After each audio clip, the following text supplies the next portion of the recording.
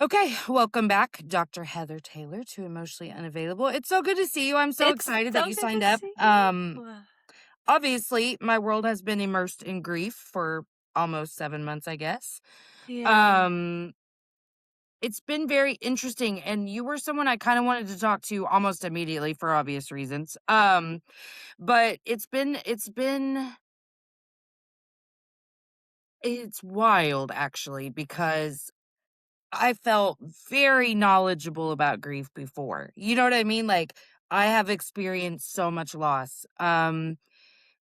This obviously is a very different experience, but the thing that Mhm. I've been really passionate about talking about, because one thing that I really learned for the first time now that I'm like doing grief in a different way, that's really been part of why it's so different too, is I had grown and healed so much 2 years prior to this loss. Otherwise, I know that I wouldn't have survived it. But I gained a lot of really good tools the last couple of years. So that's, one really important piece for me. But because of that, I've been very present and mindful and curious about my responses to others. And so it's been a very different experience, but it made me realize it really kind of, along with the physical processes and whatever, it really highlighted what was already there that I Mhm. didn't even necessarily know. And so one thing that I really had kind of discovered in the year prior really was how I was still placing barriers between me and other people to feel safe, Sure. because my deep-seated fear is that they'll die. I mean, truly, like, my dad dying at 15 fucked me up in that way to where it was like, I can't get close to people because then they'll die and I will die. In Mm. essence, is what I thought. I will die. So, it really started with my husband. I really noticed like, wow, I see now where I'm like still protecting myself, and I really do believe, even though I walked into losing my dad with 15 years of trauma prior, that rocked, destroyed, I'll say, an already very shaky foundation. So, Yeah. I started to realize the parallels between losing him when I was 15 and then losing Jake 30 years later, almost in the same manner. But Uh, I it really all boiled down to the way I isolated myself then based off other people's response to my grief. And that's been the number one thing. And I kind of wanted to dig into that with you today because I feel very like both sides of the pole on this, where yes, we don't want you saying the dumb shit that you say to us when we're hurting.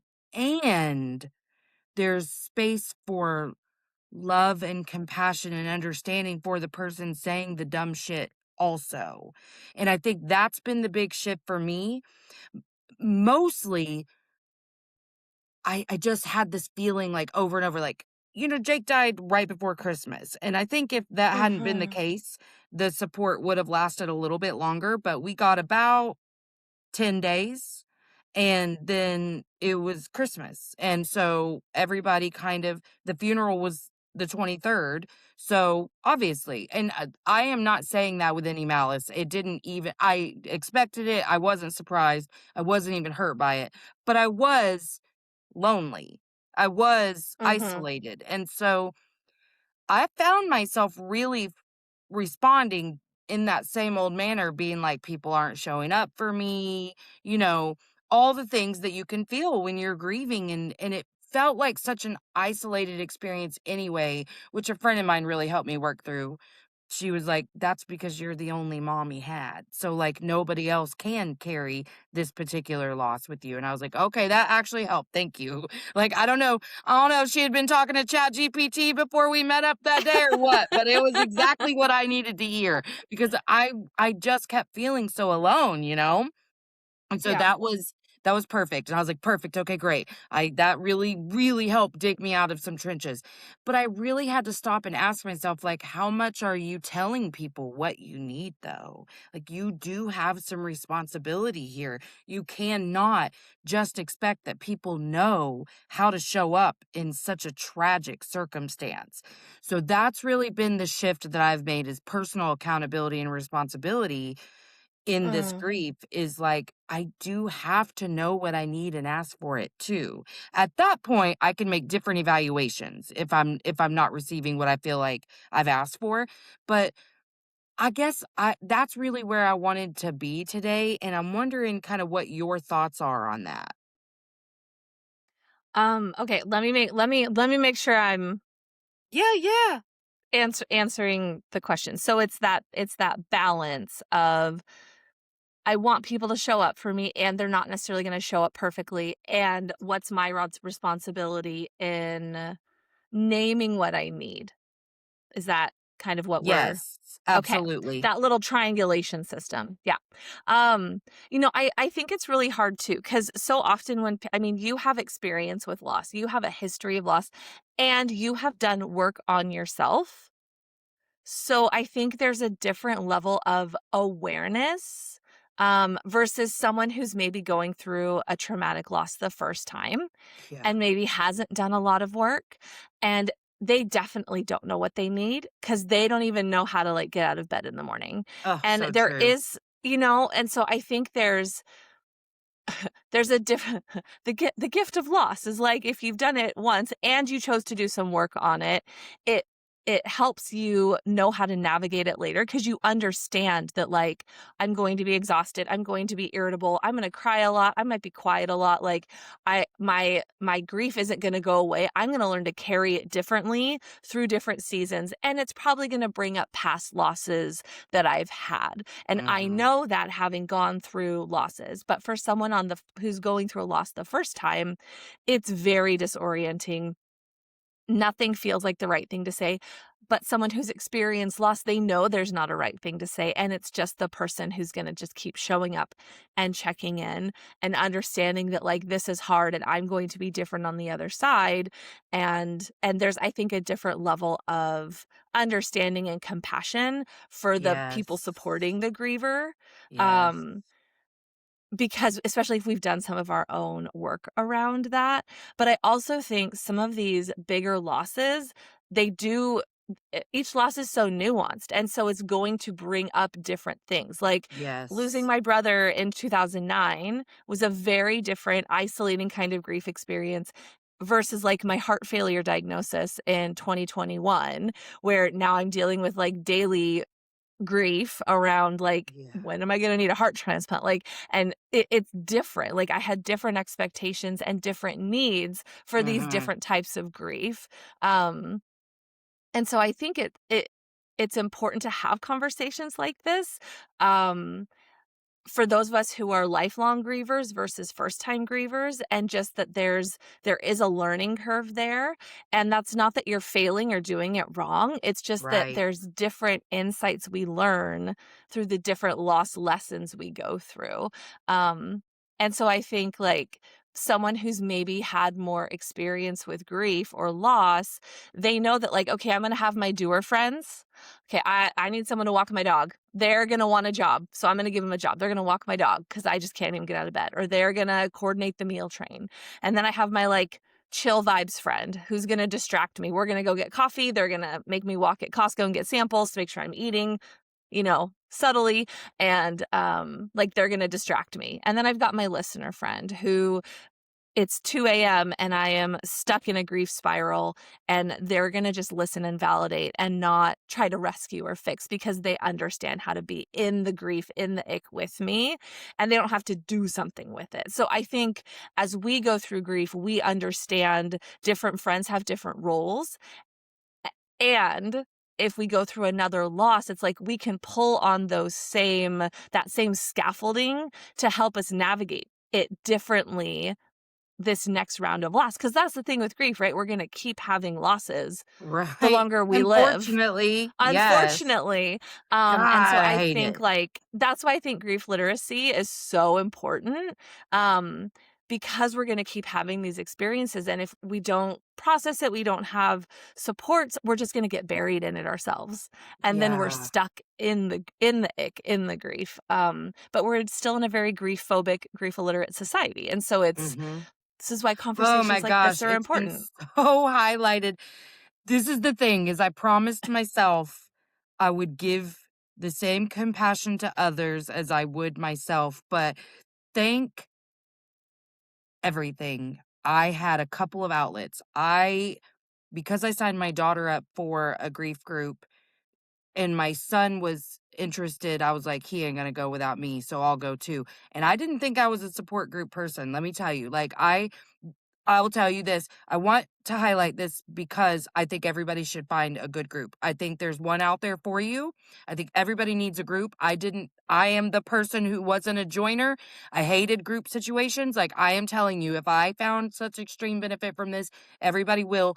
I was lucky and found a great group right away, but not because the people weren't annoying a little bit at first, not because whatever. It for me, it was great because it was non-faith based and I liked the structure really well. Shout out Calm Waters, but whatever your sitch is, find you a group. But that was an excellent outlet because I let me be clear, I didn't process any of the grief in any of my other losses. So this was all very different. I didn't know what I needed either, except for I knew I was experiencing PTSD because of our particular loss and, how that all unfolded. I knew I had PTSD like immediately. I kind of walked into it with PTSD. I got a huge case of it from there, recognized all the symptoms. Great. Okay. So I know how to tend to that really well. So that was something that like was easy for me to be like, oh, I'm having a situation right now. Okay, I know what to do with that. Otherwise, it's all been real trial and error for me too. So I didn't know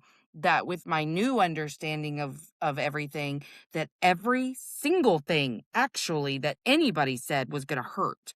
Sure. I mean, I remember my skin just feeling ripped off and oh my god, between the grief group and a gal that I met through podcasting, which like someone else said, I think you should talk to her because blah blah blah. Kirsten from This Is Grief.nz. She experienced a child loss through suicide. And so Mm. she kind of it felt like you understand tragic loss. Okay, great. She affirmed that raw feeling and those two places were really good outlets for me to say, Jesus, I know you can't know, but like, I just wish you'd stop trying to help because it just hurts so bad. Everything hurt. That's what I remember is it didn't matter what anybody said.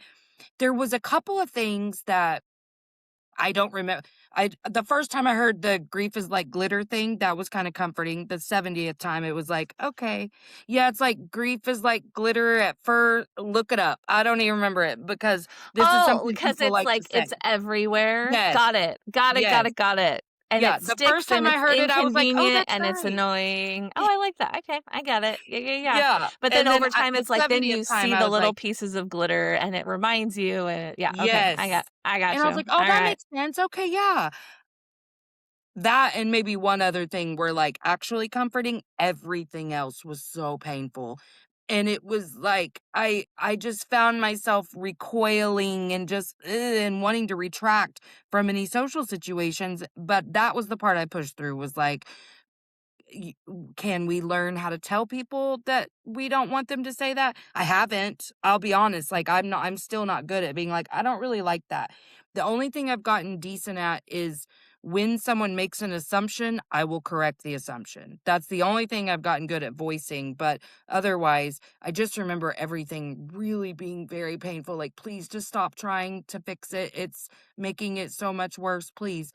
But again, I there was so much I was learning for the first time too because I didn't even have a single clue about how to address grief back with the other losses. So, it's all been very new, but you're so right, and I guess what I wanna conceptualize is how to meet a person doing this for the first time and be able to hold them, but get them to some place of understanding, like A to Z, without skipping all the steps. Not in the first day you meet them, obviously, but, how can you help people get this level of awareness, I guess?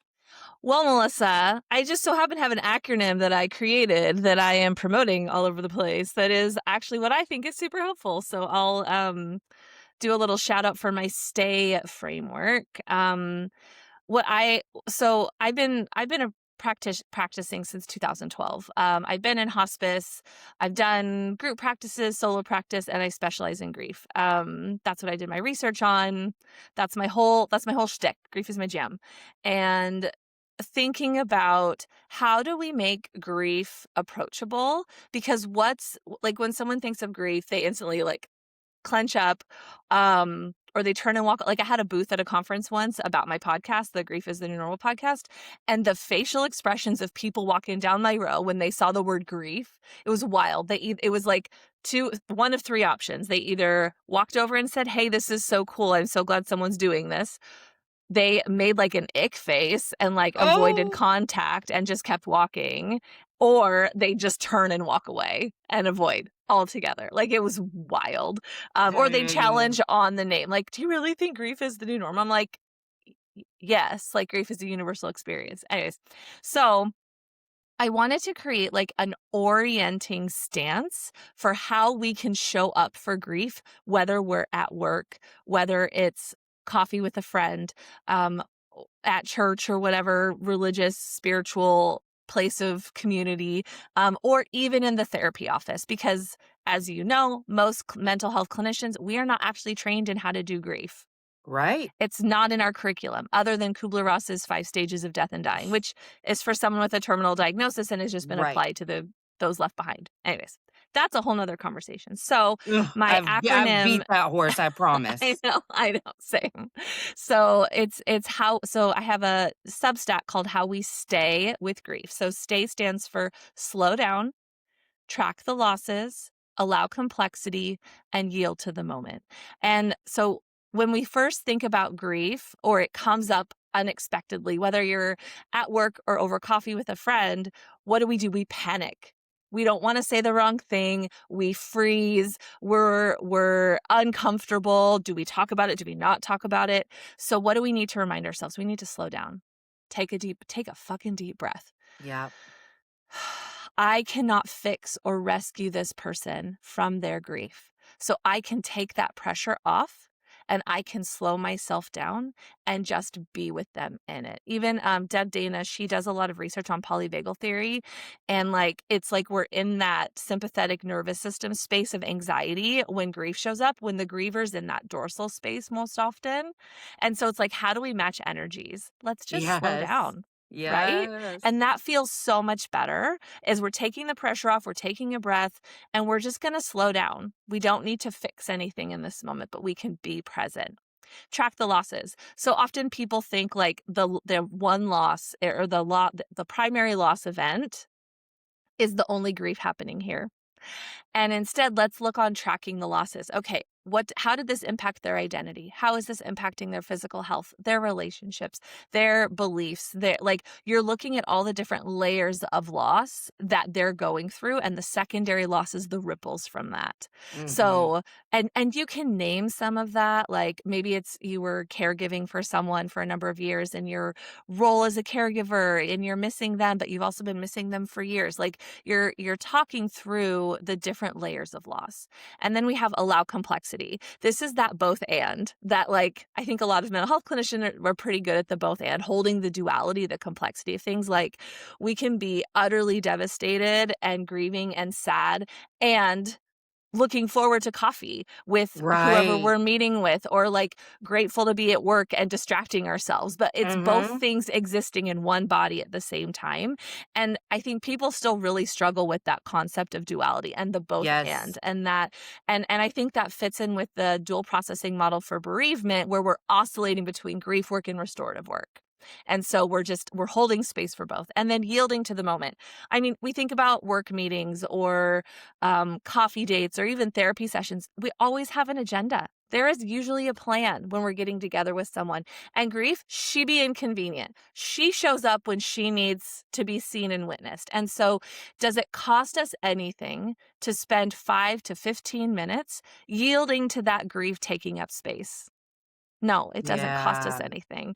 And we can still pivot back to the agenda, but grief needs to be witnessed and seen. And so I think if we orient towards letting grief take up more space, that allows for more grief literacy, connection, and feeling less alone in our grief. Because we're feeling it all the time. It doesn't go away. It just gets different. And there's new things coming into our beings all the time that are Yeah. activating different grief responses or life responses. And so yielding to when it shows up in the moment, I think can help it feel less big.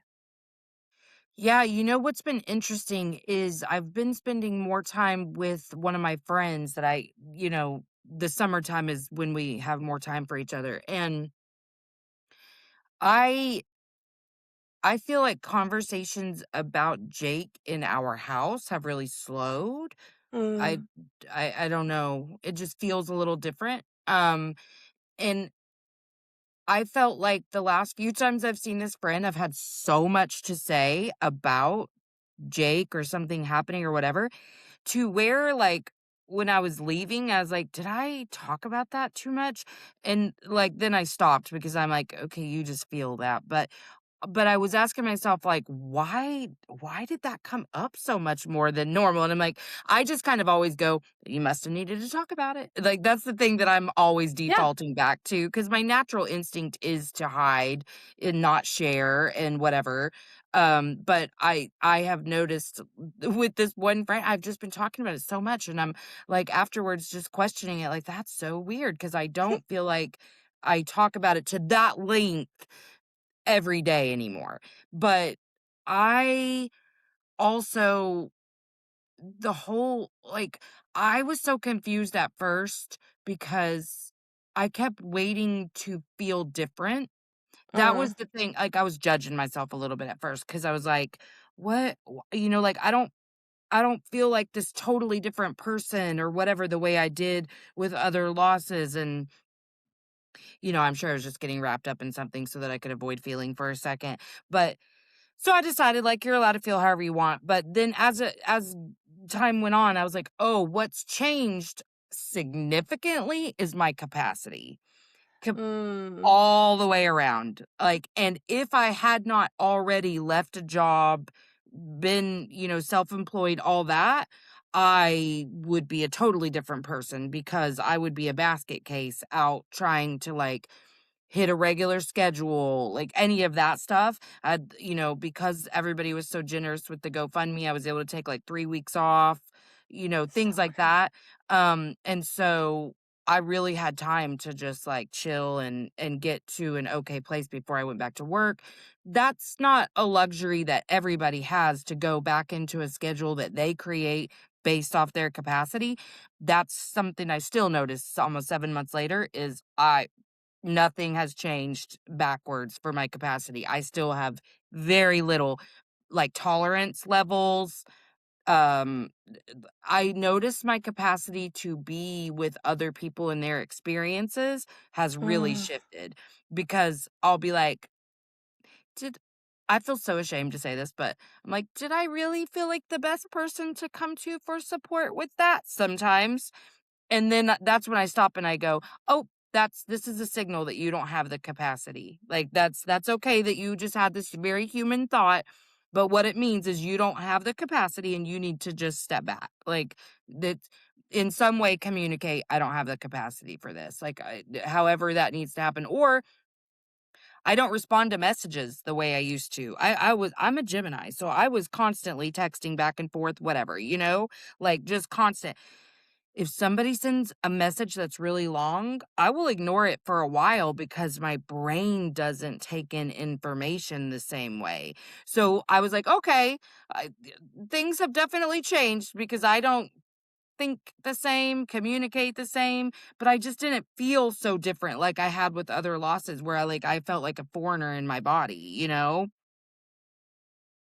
No, that totally makes sense, and I think that's e each loss is its own unique experience and has a Yes. different level of impact depending on where we're at, our relationship with who died, like, it's all gon there's so much nuance here, which is I think why I struggle so much with the, like, complicated, prolonged grief diagnosis, because, you only diagnose it after a year, and most people are just still figuring out, like, baseline, like, "How do I Right. breathe post-loss?" And that just feels like a normal response to grief, not something to be pathologized, yeah, so I mean, what you're saying makes sense, like, the capacity is lower. I mean, especially you lost your son, like, Yeah.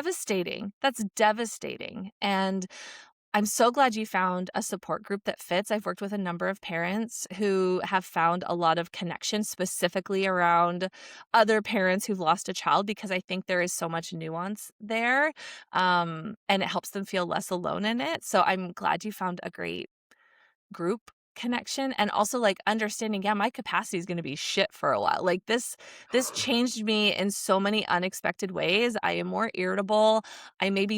I can't hold the space in the same way, and that's Mhm. not that I'm failing, it's my brain is like, have you read The Grieving Brain? My brain is No. literally oh, girl. My brain is literally trying to rewire itself around this loss. Like, when we're with someone for 10 minutes, it creates these mirror neurons in our brain, and they only light up when we're with that person. So think about losing a child. They were literally in your body. They Right. left their imprint in your brain. You've been with them their whole life. And then now those parts of your brain can't light up in the same way. Of course, it's disorienting and disorganizing and exhausting. Like your brain is literally trying to make sense of something that is no longer physically here. Right. Well, that's been the really strange part. I had to learn very early on, however my nervous system responds is how it responds, and I'm not gonna freak out and question if I'm doing something wrong or whatever, but I feel such a disconnect. I've seen one other person word it this way, and I was like, "Oh, I feel so seen." I've not heard anybody else describe it like this. But, the really common response is for people to what, say, it's I haven't accepted that they're gone, or it still doesn't seem real that they're gone. I'm in this other space where it's Mm, almost harder to believe he ever existed. Like, it's mm, really strange, and I don't know. That's the best way to describe it, is like he only existed in some alternate reality. That's what my brain mm. has done with this.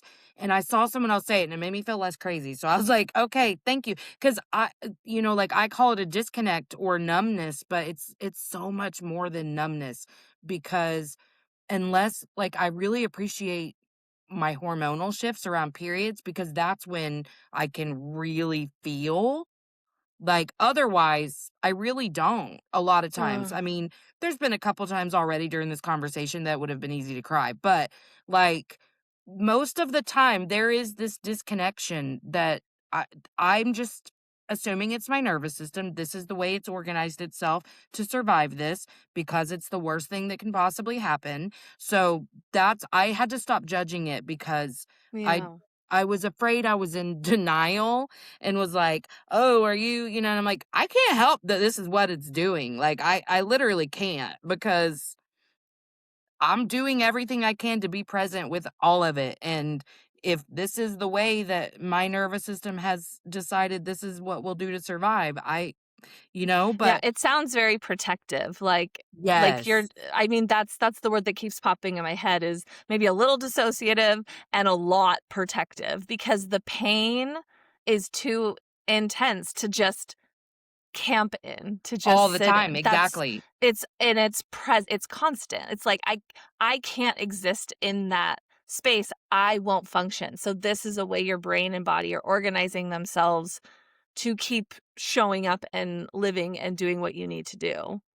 No, that makes total Yeah. sense. Yeah. It's been interesting, but I don't like to talk about it a lot because I don't know, I feel like it makes me sound crazy, but also I feel like it's important that, like, if I felt so seen for one other person to put it that way, then, like, I have to be honest about my experiences so that people know, like, there's all kinds of ways that your Yeah. brain and nervous system are gonna respond to something, and it was like, there was, like, 6 weeks at the beginning where there was just, like, the crazy crying all the time and stuff, and then there was just a switch, and it, like, was happening less frequently, and then now, again, only during my period am I really, like, that in it, but that's fine. I mean, I have to survive too, like, and it's also like I'm watching 2 of my other children experience very unique losses, and even though it's like I have to take care of myself, I also do feel a great duty in caring for them, you know? So it's like I'm carrying their grief too. So my brain just said, "You know what? This is what we're gonna do. We're gonna do it like this. This is how we're gonna do that." But it okay, I did want to say this. I want actually I'm gonna ask you for a little personal advice here because this is something that I've really struggled with. The support group I went to, I actually went with my son. I chose not to do the parent one so because he wasn't gonna go without Okay. me, and Yeah. so I did this one. Um, and I was glad because so immediately after I went public with what it was that killed him, I was approached by all of these parents, and, like, Mm, there's these specific support groups of parents whose kids have died, like, from fentanyl. That's not what killed Jake, but, whatever. Okay, they're very angry, and I am not, and so that yeah. is something that I have really, like, eek, like, it scared the shit out of me to be around super angry people, and that's what I'm finding in the child loss space in general, and Mm, I will be very honest because that's who I am. There was a small moment where I was feeling kinda judgy about it, and then I was like, "Well, why are you judging?" I realized that it's because of my own, like, previous shame about all of my reactivity and whatever. So, no judgment, that's their process. But I am terrified of it. Like, it it triggers my abuse wound for some reason. Like, I feel very mm, contracted and braced anytime someone is anywhere in the peripheral of anger around their grief or even Jake's loss. When anger comes up, I get very afraid, and I am afraid of experiencing the anger. Um, what do you think about that? Like, is that normal? yeah. What is that? I mean, my go-to answer, it depends. I think anger is more comfortable for some people, because there's a sense of productivity with it. There's movement in anger. There's something driving us. I mean, think about how anger is characterized, right? Like even just in Inside Out. It's hot, it's warm, there's motion, there's movement. And then you think of sadness and she's like She's the lump very on the droopy. floor. Yes, Yeah. very droopy, very sad, very humdrum, very frozen-ish, and that doesn't maybe feel as good, and so when you're in a lot of pain, what feels more comfortable? Freezing in it or over functioning in it? And so for some people, anger does feel better. Um, yeah, so I mean, I've seen the full gamut of emotional responses, and some people do stay in anger for a long time, especially, like, if it's a traumatic loss, if they didn't, um there's all these different variables that could impact why we would stay in anger longer. And I think it's about how do we again, it's that oscillation, like how do we hold space for both? And so if you're feeling a resistance to that, that's okay. You get to trust your instincts there. It doesn't mean you're grieving wrong. If and again, 70% of therapeutic change is based on the fit, and I think that works for groups as well. If a more angry group isn't a fit for you, that's okay. That doesn't mean you're doing something wrong, or it just means that you're processing your grief and need something different. And I think, yeah, I think that's important to remember, is that everyone's loss is unique to them, and the emotional states we cycle through are going to look different. They're going to have different lengths. I mean, just like we were talking about with kind of that protective factor of, my brain is organizing itself that he just wasn't here because that's less painful. It's similar with emotions. We're going to maybe stay in a certain emotional state that feels more protective and comfortable because the pain is too much. Like, our bodies and brains are designed to survive. And so, looking at everyone's unique upbringings and relationship experiences, developmental states and stages, like, that's all going to influence and impact how grief shows up for us. And so, I don't know if that answers your question, but those are kind of. Yeah.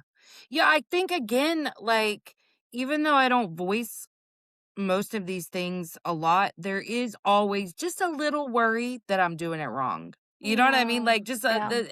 it comes up. It's like I'm pretty good at, assuaging any of that, but uh, I it and I think I'm doing better around other people's anger. It is something I've chosen to actively not like engage with, but I just can't it's a capacity issue because anger is very big. And You know what I mean? it takes energy to be angry. Yes, yes, And yes, yes, yes, and totally. I've done it.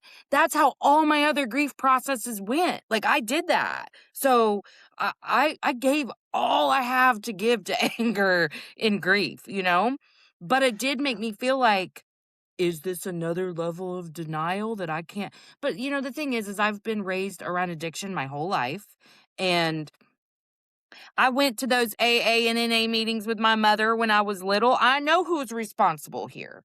For me, I'm okay saying Jake knew the risks of buying pills. He knew the risk of the fact that they could be manufactured and that in manufactured pills, there very well could be any number of substances that will kill you. He knew that. So for me, I'm comfortable, really comfortable saying this was his responsibility. I'm not mad at him. I'm really Yeah. not.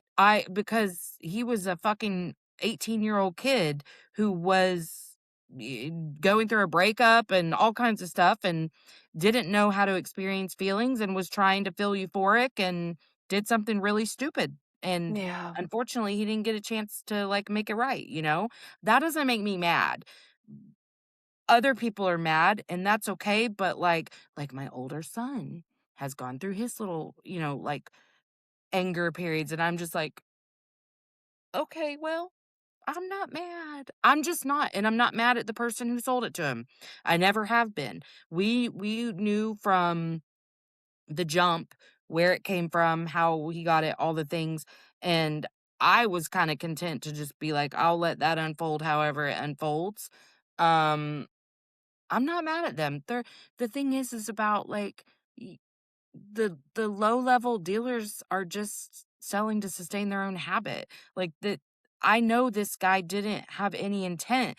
So for me, I'm not mad, but like all of these parents were inundating, like adding me to groups and group Mm. messages. First of all, I hate a group Mm. text. Always have hated a group chat my whole life. But then this was like they're all doing advocacy work at the Capitol, and I mean, I was 3 months in at that point, and I was like, "Oh my gosh, I cannot do that. Like, I cannot handle this." And all of the people that I was finding online, very angry, and I was like, "Man, Yeah. I understand that, but this is very scary for me." Like, I feel very unheld in this Yeah. environment. But Yeah. then I really thought, like, is this another level of denial because anger is something that I just don't have a space for? Well, and based on how you were describing that, I don't think it's that you don't have space for it. I think you have a different relationship with anger. Like for me, cuz my brother died by overdose, I I grew up where anger was a sin. Anger was bad. I wasn't Mm. allowed I was a bad person if I felt anger, and then it took me years to give myself permission to even just be angry at Garrett for making that choice, to take it even though he was fully aware of what he was doing. But it took me years and the right therapist to be able to work through and process that anger, and anger is not my first response, like, that's not my default emotion. So I think it's just different for different people, but again, like, we don't talk about grief as a society enough. And so when you see other people with a similar type of loss reacting or responding in one way and mine looks different, am I doing this wrong? Of course we're Yes. going to have those thoughts. Of course. When really it's Yes. like you're not doing it wrong, you're just doing grief for you. Yes. Well, and I think that's why it's just unfortunate because until it doesn't can I be honest? It doesn't seem to matter sometimes how much we say the shit unless you've gone through it, you don't fucking get it. You don't And so, speak the like, it language. doesn't seem It's to matter how much we're saying, "Please stop saying this to people who are grieving," or, "Here's ways you can show up." You're still gonna hear, "Well, some people don't wanna talk about it," or, "I didn't wanna make them think about it," if they weren't already, as if I'm not, like, literally thinking about it the second I wake up. You know what I mean? oh Like, yeah. that's one thing I really tried to be open about is like, just so you know, it never goes away. So I'm laughing, I'm smiling, I'm whatever, and it's like this grief is sitting right here going, "Do Yeah. you remember that Jake died? Like Jake's Yeah. dead." I mean, and it was a lot more prominent at those first few months than it is maybe now, but it's Yeah. still there. I'm still Yeah. thinking about it all day, It's every just the day. volume's just a little lower than it used to be. It's Yes. not blasting in your ear like at a rock concert, but it's still there Exactly. because It's still grief there. doesn't go away. It just gets different, and we learn to carry it differently through different seasons and the acuity lessens, and we don't stop missing our person. Yeah. Yeah. I have there was a couple of times in the beginning, the only thing I've ever really felt anger about is people's responses. And there was a couple times in the beginning that like I had formulated responses to other people, like where I was like, well, I guess if he was alive for almost 19 years, you have to give me that long to talk about it every day. You know what I mean? Like whatever I was gonna say about Yes. it. Like, I'd sit around fighting with people, and I was like, "Melissa, what are we doing? No, we don't need to fight with people in our heads. That's an old us behavior. So, what do you need to tell somebody that they've hurt you? Because what are we doing here?" But it was, I note people's discomfort now, but I don't allow it to alter as too much. I mean, I'm a human, so like there Sure. is like a you will recoil a little when you can see that you're not being received well. But like I try to just be me and let that be educational in itself. Like that it's not that scary to talk to somebody who has lost somebody that they love. We we we do become a little bit weird. I'm not going to say that I haven't, but like I was like my brother was over the other day and we were laughing about our weird aunt, like, after our dad died, just all the weird shit she would say, and I was like, "Damn, dude, I'm the weird aunt now." And my other son was like, "Yeah, mom's always like, 'Oh, the blue jay came, that's Jake,' or whatever," and I was like, "You shut your fucking mouth, because I do say that." But, like, our aunt would always be like, "Oh, those birds are your dad." But, like, she really was weird, and, I mean, I'm a little less weird than she was, but I was like, "Yeah, you do kinda come up with any sign that you want to be a sign is like, yeah, that's my sign. Like, do you not want the signs? What's up? And that's the thing that I find people really struggle to interact with is some of the weirdness. But yeah, I do feel better because I I think one of the things that really irritated my spirit in the beginning, specifically from the child loss community, was because I did continue my podcast. Like I it's been a very therapeutic space for me. So for me, I would just get on and cry to the internet. That's cool. I don't care. I did have to the capacity for dumb shit did that's why I do so many solo episodes now because I if you come on and I had a few dudes who would like answer questions by holding their book into the camera and like or well if you want the answer to that sign up for my program kind of thing and I was like no I'm like I need these conversations. That this is what gives me the energy to continue doing life, like, I literally. know the only cup I'm holding up is my red, because I chose it because I know you wear red glasses, so the only thing I'm gonna show up is my cute coffee mug with my Which polar I bear that also love. has red glasses, like, that's They're yeah. almost the exact same ones, too. I know, Look we at got twinsies happening. I love it. I love it. But that But was no, one way like, that my having the capacity space, really shifted yeah, was for for stuff that sure. doesn't like, I can't do anything that drains me even a little bit. Yeah, Like, at all, yeah. because I mean, if it takes any energy, it takes it all. I had to, like, quit on a couple of clients because they were ones that weren't being consistent and showing I noticed my nervous system responded very sharply, very quickly to inconsistency.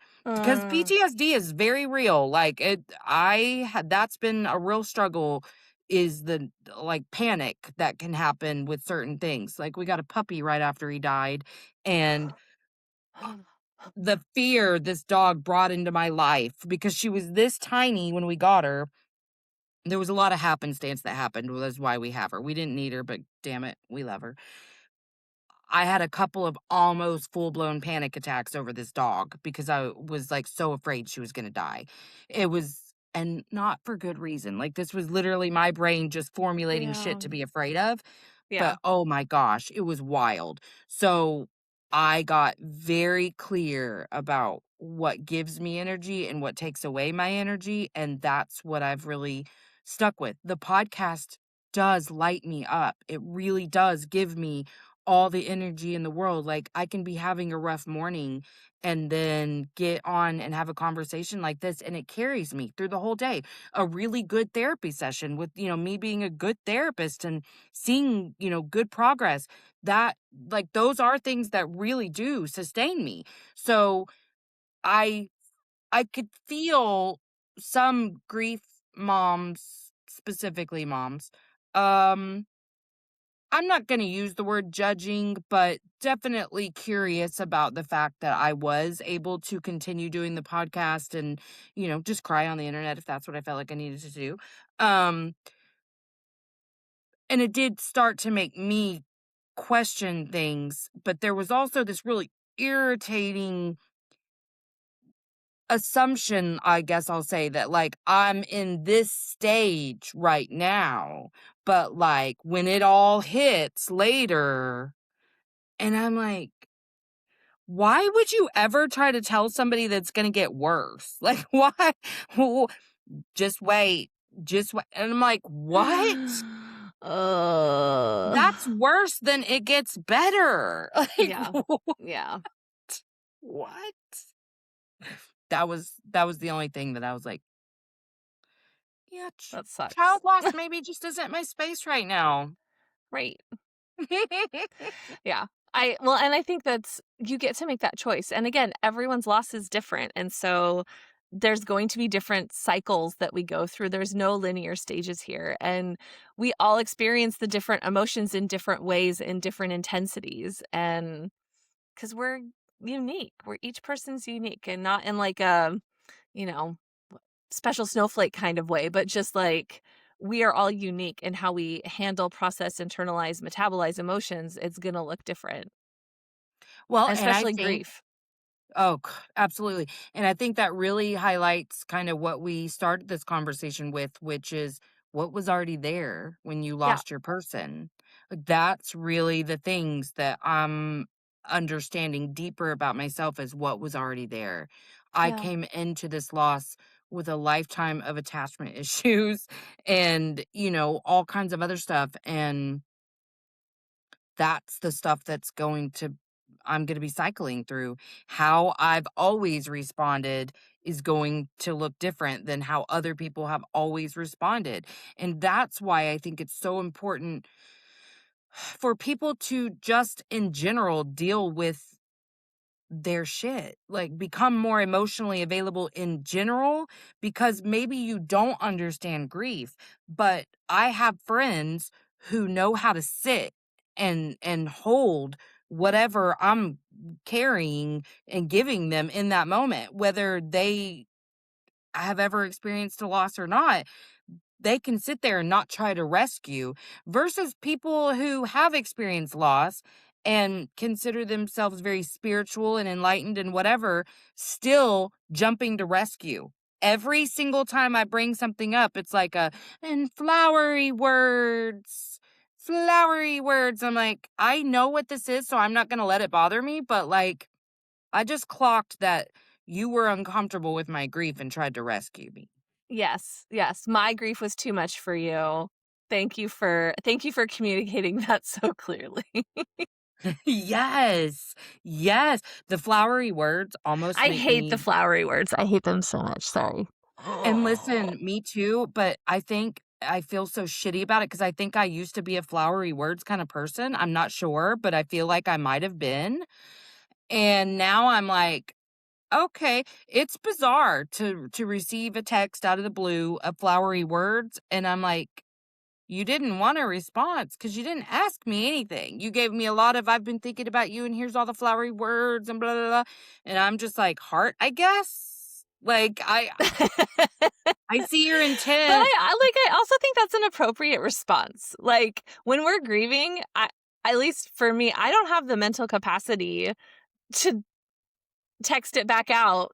I'll either voice memo you or I'm just gonna give it a heart, because I just don't have the capacity otherwise, like and I think that gets to be okay too, like, having expectations Yes. of grievers is unfair in how Yeah. much we don't owe a response. We don't owe depth or insight into our process. Like, you maybe have capacity to do it for 1 or 2 of your closest friends, but other than that, like, it's not a yeah, it's not just something that's easily like, "Well, just copy and paste this response and spread it," you know? Yeah. Again, that's been such a challenge for me is accepting that this is my new capacity, that Yeah. I am no longer a communicator the way I once was. I cannot respond. I just can't. And I that's there's a so much secondary to that. loss from this. That's a secondary loss, like, understanding that I have a different capacity that I have to operate at. Like, maybe I was always someone who could give 110%, and now 70% is my 100%, and I Yes. run out of steam by the end of the day. And that's, again, not a failing. I am trying to integrate grief and this process into how I exist now. Do you think it ever changes? Yes. I think, one of my favorite visuals someone ever gave is, like old school VHS tapes, you'd have them at work and there's the little, like, thing, like, that pings into the corner. There's, like, an Office Mhm. episode where they're, like, waiting for it to hit the corner perfectly. I love that stuff. So that TV is like your body, and your grief is what's floating around, and it's gonna hit your boundaries sometimes. But as time goes on, it's almost like there's more time between when it hits the wall corners and reminds you that it's still there. So I think we grow around that grief. That grief stays within us. It doesn't go away, but I think we keep growing around it and making more room the more life that we do. But every now and then it hits one of those walls, and it's like that's those grief bursts that show up unexpectedly or around holidays or anniversaries or birthdays. And then it's like it brings it back full up again. It's hit that wall or maybe like hit a corner back to back really close. But yeah, Yeah. yeah, but it's still floating See, within us and I think I was so understanding of that in an emotional sense, but not in in the physical. symptoms. Yes, Yes. yes, For yes. instance, I've been much more tired than, because that was a huge thing. I was so tired, whatever, and then I started to feel better, but I was off the last few Yeah, days, and I think it really was another first holiday without him. yeah. And yesterday when I woke up a little better, I was like, "I really think that's what that was." And I have to remember, even years from now, those physical symptoms can show up out of nowhere. Yeah. That's a good reminder because that is not something that I have thought about. Yeah. I talk about that with my clients often. We create coping ahead and aftercare plans around certain times of year where it's like, maybe I need to see less clients or work half days or work from home. Maybe I don't plan as many social things in the days leading up and the day after. And I intentionally buffer seasonal days that I know are harder for me. And then because you have less capacity because grief impacts us physically and emotionally. Yes. It's not like I didn't know that, but I didn't know that it would, like, happen, like, come back, you know what I'm saying? Like, 100%. Oh, yeah. I just didn't know that. Again, I was blind to all of the grief that I experienced before. I really white knuckled for a lot of years, which is why I hit burnout at 43. You know what I mean? Like, I was white knuckling my whole life. So now it's like, oh my gosh, this is really crazy to feel that level of fatigue, that lowered amount of capacity, like all of the physical stuff has been wild for me. But it's also been nice because I recognize it and I get to teach my kids about it too. Like, okay, that's normal. That's okay. That's okay that that's how you're feeling. So, okay, I'm so happy that we talked about that because do want to be prepared that I'm not just going to be crying more sometimes. I'm going to feel more tired, more agitated, more everything sometimes. Like, harder time focusing, like, the cognitive impacts too. Yes. Okay. I'm so glad we talked about that. Well, thank you so much. Come back anytime you want. I love getting to talk to you. So there's that. But tell us where we can find you.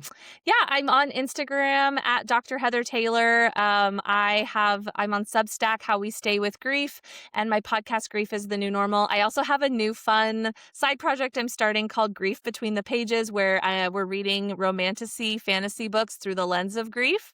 So, because I'm an Oh. avid reader, that's my favorite coping strategy is getting lost in another world.